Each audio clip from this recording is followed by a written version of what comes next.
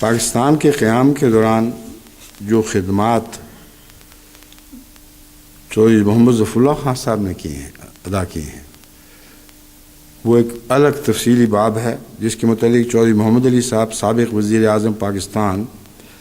اپنی مشہور کتاب پاکستان کے صفحہ 360 پر تفصیل سے ذکر کرتے ہیں۔ چودھری محمد علی صاحب احمدی تو نہیں تھے، بنگالی شریف النفس انسان تھے اور پاکستان کے وزیر اعظم رہے ہیں۔ انہوں نے کھلے لفظوں میں چودھری ظفر اللہ خان صاحب کو خراج تحسین پیش کیا کہ پاکستان کے قیام کے بعد کشمیر کی حمایت میں اس سے زبردست تقریریں آپ کو کہیں اور نہیں ملیں گی جیسے ظفر اللہ خان نے کی، اور جو کوششیں کی ان کا ذکر طویل ہے۔ جہاں تک مسئلہ فلسطین کا تعلق ہے، حضرت مسلم موعود نے اس کا آغاز کیا اور چودھری ظفر اللہ خان صاحب نے یونائٹڈ نیشنز یعنی اقوام متحدہ میں مسئلہ فلسطین کی ایسی پیروی کی کہ اس کی کوئی نظیر آپ کو کہیں تاریخ میں نہیں ملے گی۔ حیرت انگیز فصاحت و بلاغت سے 5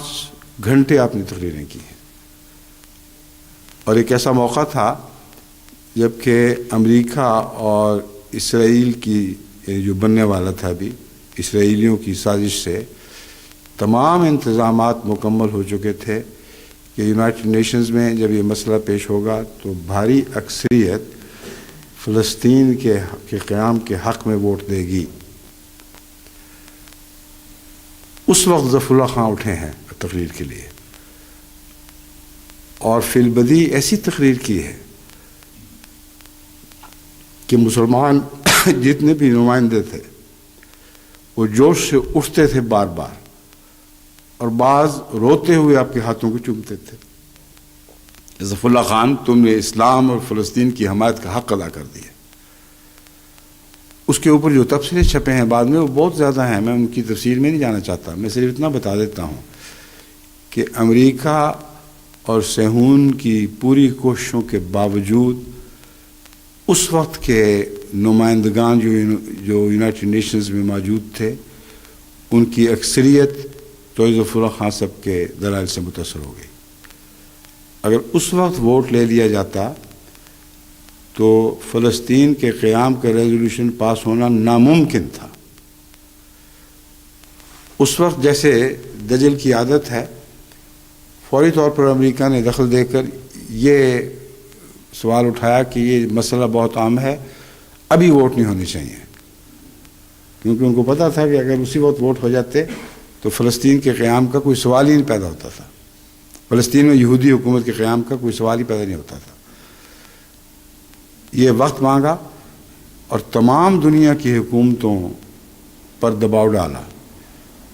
کہ تم اپنے فلاں نمائندہ کو جو اس وقت یہود کی حکومت کے قیام کے خلاف ہو چکا ہے، حکماً جبراً مجبور کرو کہ وہ اپنا ووٹ فلسطین میں یہود کی حکومت کے قیام کے حق میں دے، اس کے خلاف نہ دے۔ جب ساری گنتی کر لی اور یقین ہو گیا کہ اب ہر صورت میں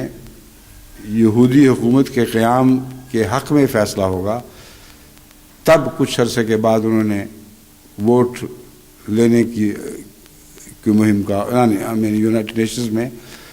جس کو ڈویژن کال کرتے ہیں، یعنی ووٹ طلب کیے کہ بتاؤ کون کس کے حق میں۔ اس وقت حال یہ تھا کہ بعض نمائندگان روتے ہوئے ظفر اللہ خان سے کہہ رہے تھے کہ ہمارا کوئی قصور نہیں ہے، ہم ابھی بھی اس بات پر 100% مطمئن ہیں کہ فلسطین پر یہودی حکومت کا قیام جائز نہیں، لیکن اپنی حکومتوں کے ہاتھوں مجبور ہیں۔ اور بالآخر معمولی اکثریت سے یہ فیصلہ ہو گیا، جو اس سے پہلے بھاری اکثریت سے اس فیصلے کو رد ہو جانا چاہیے تھا۔ یعنی اگر اس وقت جس وقت ظفر اللہ خان نے تقریر ختم کی تھی اس وقت اگر ووٹ ہوتے تو یونائٹڈ نیشنز کی بھاری اکثریت اس فیصلے کو رد کر دیتی۔ اس کے بعد کیا ہوا، کس طرح عرب نمائندوں نے ظفر اللہ خان کی محبت کے گیت گائے ہیں، کس طرح بعد میں عرب رسالوں میں، خواہ وہ کسی عرب ملک سے تعلق رکھتے ہیں، اور ان کے اخبارات میں ظفر اللہ خان کی مدح سرائی کی ہے۔ اس میں یہاں تک لکھا گیا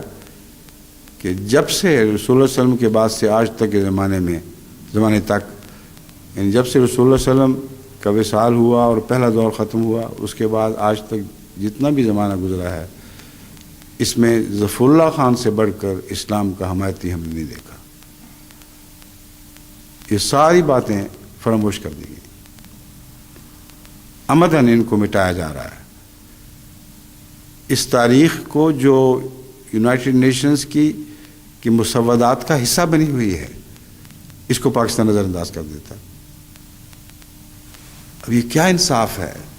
یہ کیسی تاریخ ہے؟ آئندہ آنے والی تاریخ ان تاریخ دانوں کو جو آج کل پاکستان پہ مسلط ہیں، ان کو لازماً جھوٹا اور بد کردار ثابت کرے گی۔ آئندہ آنے والی نسلیں ان کی تیار کردہ تاریخ پر لعنتیں ڈالیں گی، اس میں کوئی بھی شک نہیں۔ لیکن سر دست ان کا پلہ بھاری ہے، جو چاہیں، جس چیز کا جو چاہیں نام رکھ لیں،